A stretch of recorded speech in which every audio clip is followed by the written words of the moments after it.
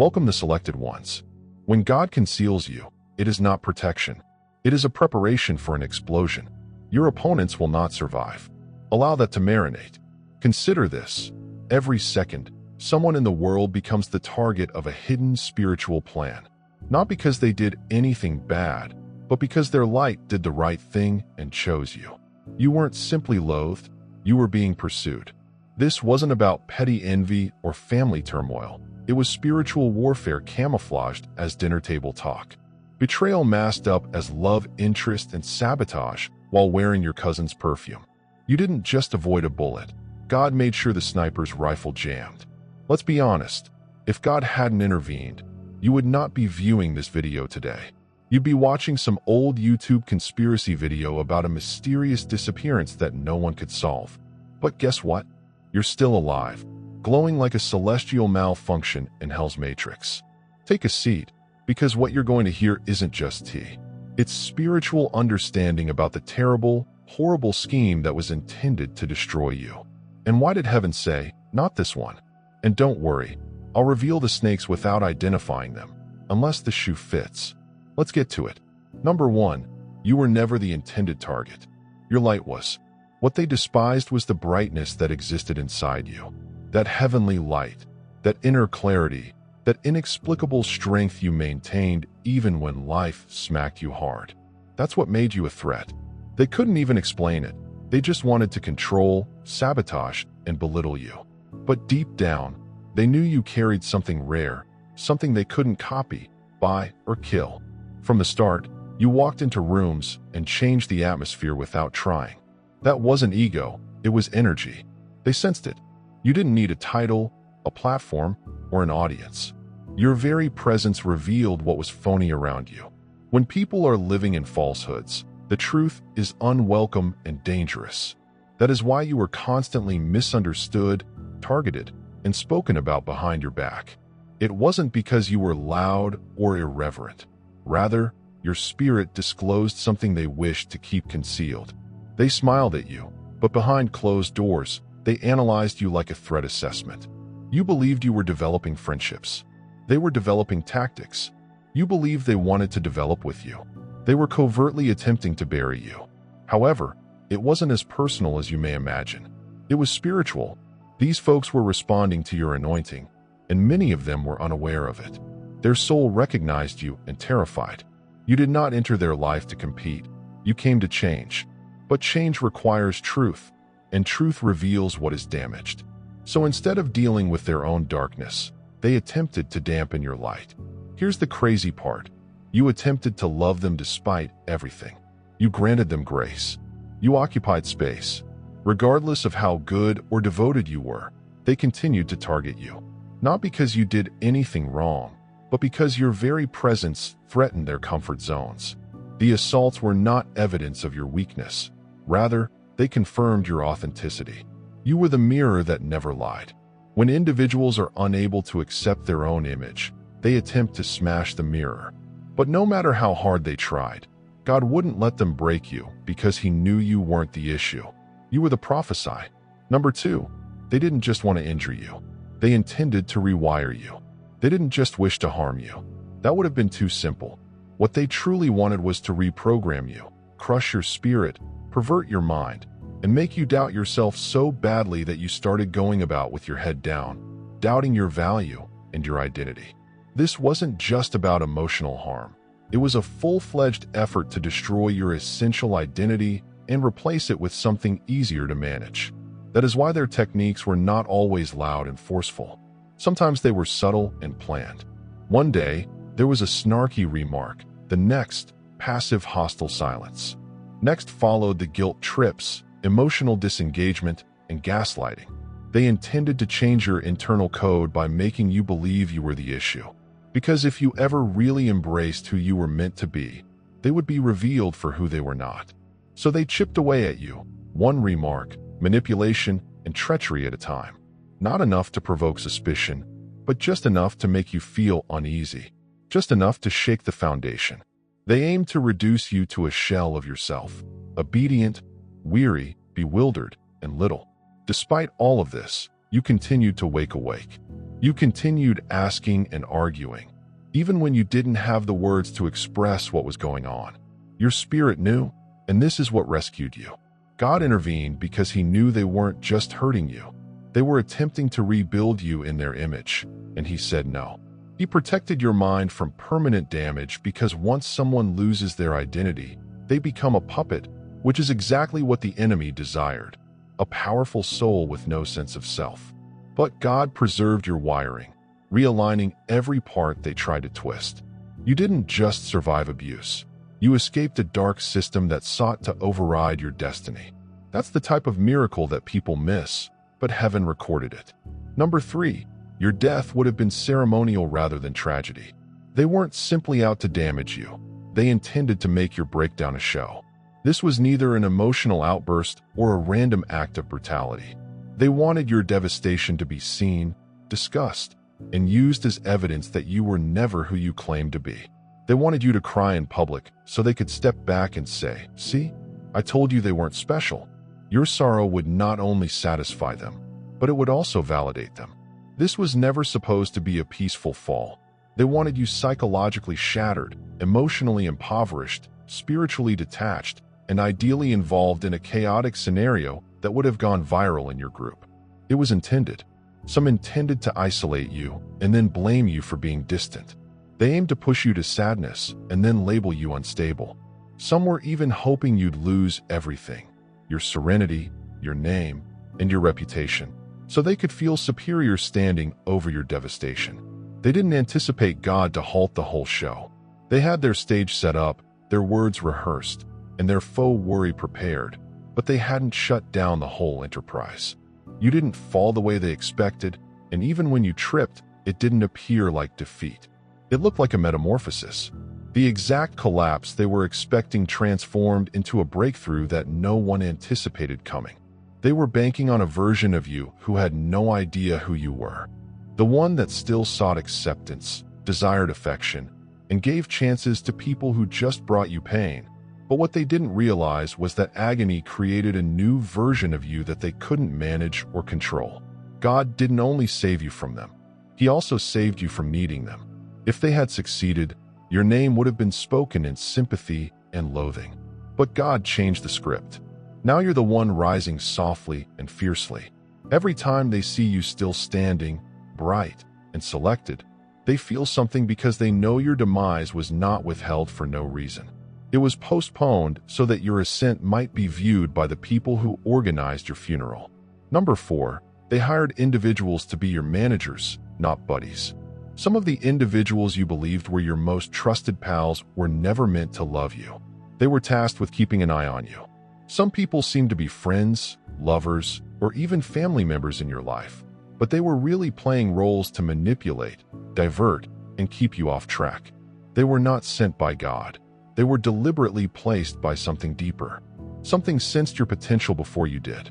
These folks came to study you, not develop with you. They focused on your habits, patterns, and vulnerabilities. They made mental notes while you were vulnerable. They observed how you dealt with stress, who you confided in, and how you processed suffering. They listened not to comfort you, but to acquire information. Every time you attempted to open up, they distorted your words. Later, every time you allowed them in, they discreetly cautioned you not to aspire too high, dream too loudly, or overestimate your own abilities. It was psychological warfare in slow motion, and the most frightening aspect was that you believed them, which is why it worked for so long. They won your trust so they could monitor your progress. Every time you attempted to advance, they'd hold you back with guilt, drama, diversions, and phony support that always came with strings attached. You weren't simply gaslight, you were being manipulated. But what they didn't expect was your soul's awakening. Despite their attempts to clip your wings, your soul continued to escape the prison. You stopped explaining yourself, stopped shrinking, and began questioning the patterns, which caused their behavior to glitch. They couldn't keep you in the mental loop any longer. You were too awake to be managed, aligned, or played, and their genuine purpose began to emerge. Some departed quickly, while others went cold and lashed out, because when a handler discovers you're no longer under their control, they panic. Their power works only when you are unaware of your own. But now you do, which scares them since it implies you are no longer surrounded by disguised friends. You're surrounded by exposed remnants of a system that failed to shatter you. Number 5. The storyline was intergenerational. You were the first to break the curse. This struggle did not begin with you. What? It landed on you. You've been coping with more than simply a run of poor luck or unexpected adversity. This was a deeply ingrained generational agenda, a cycle of dysfunction, secrecy, trauma, and spiritual bondage that had been flowing through your family like a silent sickness, and you were the first to see and challenge it. The first person to say, "This ends with me." You did not just change habits, you destroyed generations of programming. You exposed the falsehoods that your family made normal. You raised concerns about conduct that had previously been ignored. You experienced abuse that others denied. You stated the truth that your forefathers were too terrified to express. That made you dangerous not just to individuals, but also to principalities. Because, let's be honest, this was more than simply being emotionally tough. It was spiritual warfare. They came for you so hard because your awakening was a kind of spiritual revolt. You were not intended to wake up. You were not expected to discover your voice. You were expected to repeat the same patterns, endure the same suffering, and raise the next generation in the same hidden trauma. But you didn't. You chose clarity over comfort, healing over concealment, and purpose over pretending your choice harmed something old. That's why it seemed like everything in your life fell apart the minute you began mending. This is why people turned against you. This is why the strain got intolerable. You weren't simply altering your life.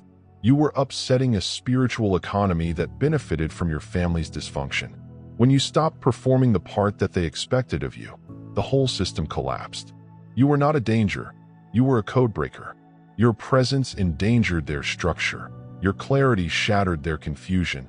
And the instant you chose to walk in truth, you put an end to a darkness that had gone uncontrolled for centuries. That's why it seemed like war. Because there was one, but you didn't simply endure it. You triumphed quietly and bravely, and the curse has been broken, and the legacy is entirely new. Number 6. God allowed you to witness the ugly so that you would never romanticize evil again. He did not sugarcoat the process for you. Nor did he offer you quick and easy instructions or courteous cautions. He allowed you to see the ugly side of evil up close because anything less would have shattered the illusion. You weren't simply injured, you were brought into reality. The mask was taken off, revealing how cold, calculating, and shameless darkness can be. It did not just knock on your door, it sat at your table, smiled at you, and stabbed you with the knife you provided it. You needed to feel the weight of betrayal in your bones. You had to sit in rooms where love was fabricated but manipulation was genuine. You had to trust people, and then they exploited that trust to undermine you. That amount of anguish was not punishment, but rather enlightenment. God permitted that to happen not because he abandoned you, but because he knew your insight would one day save someone else's life. He let you go into the flames because he knew if you didn't understand how evil works, you'd always be exposed to it. Dressed up as charm, charisma, or good intentions, you had to suffer the sting of treachery, not for vengeance or lessons, but to train your soul. Because the reality is, many of the most hazardous individuals in your life arrived with praises rather than warning flags. You no longer confuse attention for love or access for devotion. You have learned to interpret energy rather than simply words. You've stopped explaining away warning flags because you've encountered them. What if you disregard them? You no longer romanticize falsehoods or poison since you have suffered the consequences. This kind of awakening does not come from books or lectures. It comes by going through hell with your eyes wide open, which is what God permitted. Not to break you, but to fortify your spiritual defenses against future deception. You're no longer innocent. You're dangerous in the best manner possible because once you've seen the devil without his disguise, he'll never lure you again. Number 7. Your quiet was not disregarded. Rather, it was weaponized spiritually. Your quiet was not an indication of weakness, loss, or confusion. Rather, it was a divine plan. You remained mute while they whispered, planned, and performed. Not because you didn't have anything to say, but because God guided you into a hallowed season in which words would have been ineffective. They assumed you were silent because they had won. You were shattered, and you had finally accepted whatever little cage they forced you into. What they didn't realize was that God was creating something atomic inside of you. You weren't passive. You were in a spiritual lab in solitude, shedding false identities, severing social bonds, unlearning generational falsehoods, and receiving heavenly teaching. To the outside world, there looked to be quiet, but within it was a fully operational war room. You were being rewired, your discernment was improving, and your soul was being taught to hear frequencies that human ears could not perceive. This is why your quiet was misread. It was not silence. It was holy commotion in the spirit world. They continued pressing and baiting, hoping to elicit a response. They intended to draw you into drama, make you defend yourself, and entice you into breakdowns, but your quiet irritated them. It was spiritual, static confirmation that their approaches were no longer working. Each day, that quiet became a weapon. You did not reply. You did not fold. You did not explain. Power was increasing. You were being loaded like a spiritual rocket. They misunderstood your pause for paralysis. They assumed you were out of moves, but they didn't realize you weren't in checkmate. You were preparing, and now the unexpected comeback has begun. The light, the clarity, the power in your voice, the doors opening without their permission, all of this is occurring right now, and it's blinding them. Because when God chooses to relaunch someone who has passed through the fire in quiet, the resulting explosion is not only loud, but also unstoppable. So leave them wondering how you accomplished it. You won't have to explain, and your elevation will be the biggest reaction they've ever received. Number 8. They attempted to put their karma onto you. This was more than simply manipulation. It was spiritual deception at its most twisted. They understood precisely what they had done: treachery, deception, and generational curses. They refused to heal, and rather of taking responsibility, they attempted to blame you. They wanted to seem as the victim while covertly playing the villain. So they distorted narratives, emphasized your shortcomings, pretended to be innocent in public, and secretly prayed that you'd take the brunt of their karma. This was a secret effort to take over spiritual lore. They believed that if they projected their guilt onto you for long enough, via shame, gossip, blame, or emotional abuse, heaven would believe the illusion and deal with you rather than them. It was not just harmful, it was purposeful. They knew they were to fault for the devastation, but since you had a pure heart and an open spirit, they exploited your light as a scapegoat, believing it would take the weight of their malice. They did not rely on miraculous knowledge. God is not fooled by theatrics. He does not make judgments based on who speaks the most, screams the loudest, or claims to be the nicest. God recognized the energy signature and tracked the anguish back to its source. When the truth finally struck the air, it triggered a spiritual turnaround so severe that they couldn't avoid it. Everything they attempted to throw at you is now coming back at you with pinpoint accuracy, not because you sought harm, but because heavenly justice does not miss the tears. They ridiculed the uncertainty and isolation they created. It's all hitting home for them, and not quietly or openly. The tales they told about you are unraveling in front of the same people they attempted to fool. They're stranded because the traps they've placed are closing in. God shielded you from both the assault and a phony identity they attempted to plant on your soul. He preserved your name pure in areas where your voice was never heard. And today you walk free, not just from them, but also from the spiritual penalty they attempted to inflict on you. That's not luck. That's divine reversal. Number 9. You were expected to self-destruct publicly, and they gambled on it. They weren't simply waiting for your failure. They were designing it. Some of them watched you with the same fervor that a crowd watches a structure ready to fall. They didn't simply want you gone. They wanted your demise to be spectacular. They expected your breakdown to take place in public. They wanted your grief to be lasting and, more crucially, public.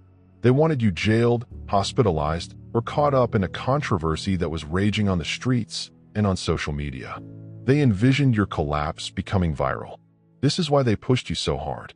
They murmured falsehoods behind your back, created havoc around your name, and probed at your most sensitive wounds. It wasn't just random cruelty. It was a scripted production, and you were the primary role they hoped would fail miserably. They believed that if they could apply just enough emotional, mental, and spiritual pressure, you would ultimately crack. And when you did, they'd sit back, drink their bitterness, and remark, "See, I told you they were unstable." But God interrupted the whole production. He did more than simply safeguard your intellect. He deconstructed the story. The scenarios they wrote never became a reality. The baseless allegations were never upheld. The breakdown never occurred. The public shame never occurred. The audience who assembled to watch your failure saw nothing, because heaven blurred the cameras and erased the script. You did not break down. Rather, you burst out while they were watching. You were recuperating while they wagered on your downfall. God kept your movements secret, your agony holy, and your deliverance silent until it was time for you to resurface stronger than anyone could have dreamed. You didn't simply survive what they flung at you. You survived an annihilation plan just for your soul. And now you are the narrative twist. Your entire existence reveals their falsehoods. The same lips that predicted your failure must now choke on the reality. You didn't simply win, you avoided the fall. They sought to justify their hate. That is divine sabotage. That's why you're still at number 10. You were never the black sheep. You were the bloodline disruptor. They referred to you as the black sheep as if you had a fault, as if you were defective, or as if something was wrong with you since you did not fit in with their dysfunction. However, you were never the issue. Rather, you were confirmation that there was a problem.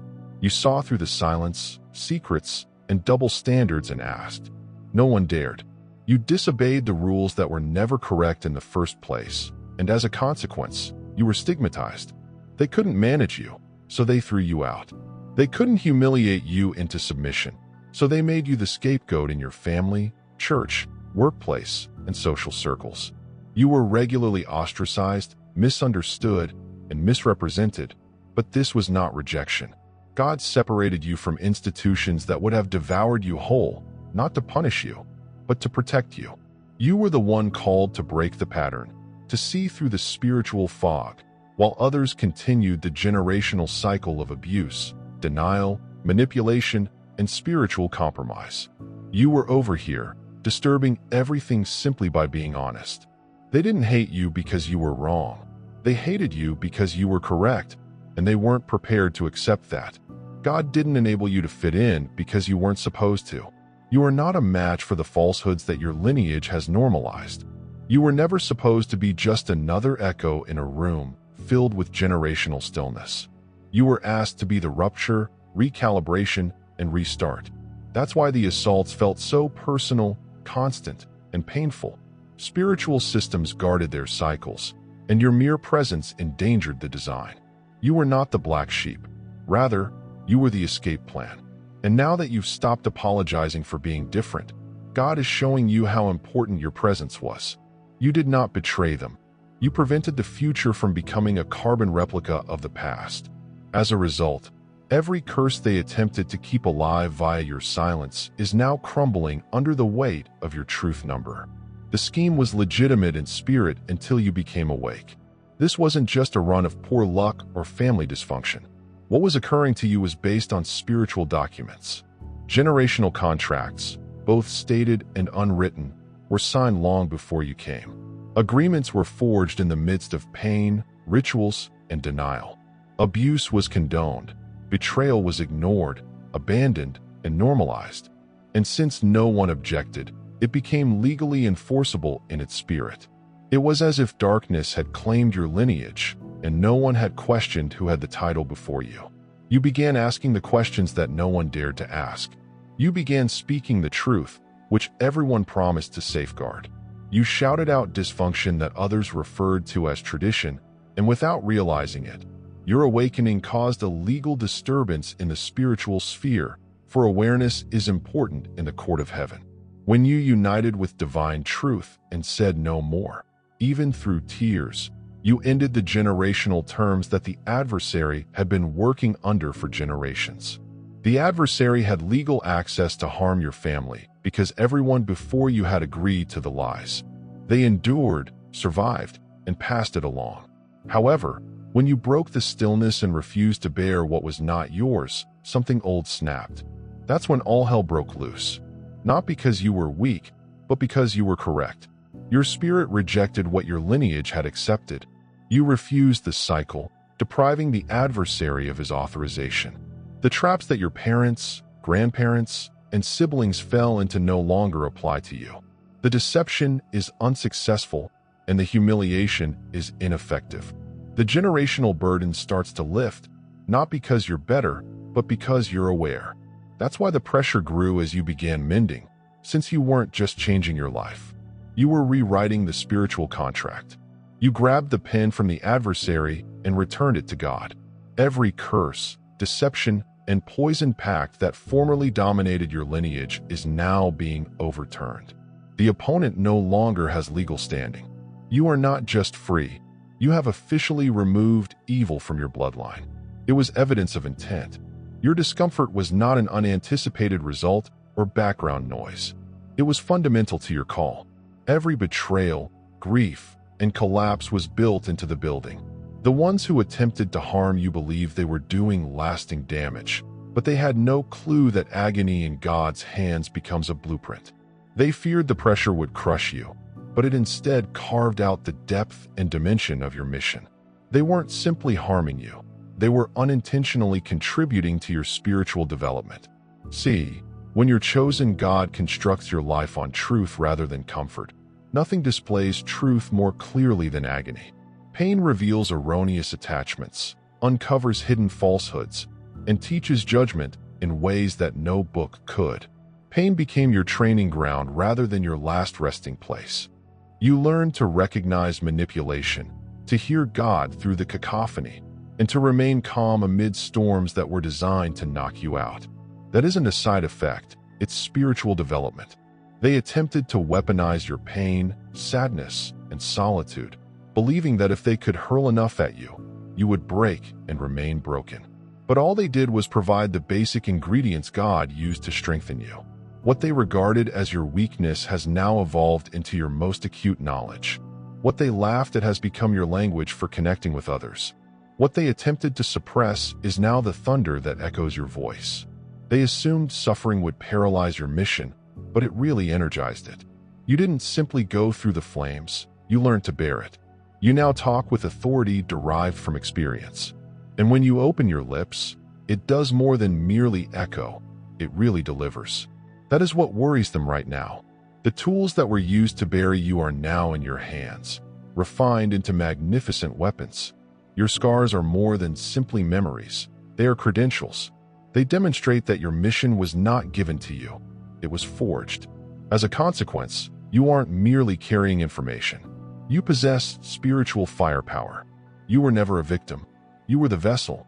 And now the anguish they sought to use against you speaks louder than any lie they've ever spoken.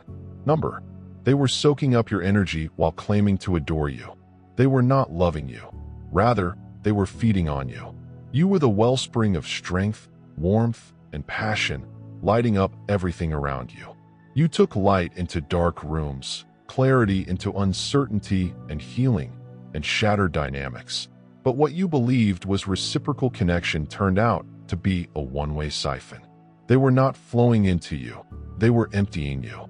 They praised your strength when it helped them overcome their weakness, and they appreciated your pleasure when they needed it. They relied on your knowledge, borrowed your quiet, and absorbed your calm, but never inquired how you were doing. When you began to darken, they did not hurry to restore you. Instead, they fled to find someone else to leech off of. It was a parasitical trade masquerading as affection. They called it love, but it came with conditions. Perform, serve, rescue, and don't expect too much. You were supposed to be open, emotionally giving, and spiritually present even while you died within. And when you put a limit or stopped being their emotional generator, they became frigid. That was not love, it was dependence on your light. God saw it. He saw how they positioned themselves near enough to profit while remaining far enough away to evade responsibility. He saw how they grinned in your face while sucking your energy behind the scenes. And he stepped in not just to defend you, but also to deny them access to your essence. He drew you back, stopped the spiritual ports that were feeding them, and exposed the harsh truth. They were never in love with you. They were addicted to your energy. They are now famished, not just emotionally, but also spiritually. For your light was more than just a convenience. It was a blanket. You were unintentionally protecting them from the repercussions of their own spiritual degradation. And now that you're gone, the darkness they've buried is consuming them from inside. That is why people are agitated, upset, and suddenly realize your value. Not because they've changed, but because they want what you no longer provide. But God has locked the vault. You are no longer susceptible to parasites. You're safe while they're exposed. You believe the miracle was that you lived, but that was just the first draft of the tale. God undoubtedly rescued you from a horrific situation, betrayal, spiritual battle, and the near collapse of your mind and identity. Yes, it was intense, but it wasn't the major narrative. That was just the demolition phase. God wasn't just attempting to save you from the flames. He was building a throne amid the ashes. You were not spared just to sit in quiet. You were saved to disrupt hell's plan. Your survival was not the end goal. Rather, it was a starting point. He spared you not merely so you could say, "I made it," but so you could be the living example that darkness never has the final word. You are more than simply a cured individual. You are a healing agent. Your testimony is not about pity, but about power. Power to shatter generational curses, reveal the truth about misleading institutions, and enter into places you were formerly barred from with divine authority. God did not simply save you. He anointed you, which is why everything had to come apart, because the you that existed before to the breakdown was incapable of carrying the splendor he was bestowing on your life. What looked to be punishment was really preparation. He had to tear away the illusions, uncover the parasites, separate the soul bonds, and show you precisely what was not love so that when restoration occurred, it was genuine. No more counterfeits, crumbs, or spiritual compassion for those who drained your destiny. You were never intended to be another. Nearly made it.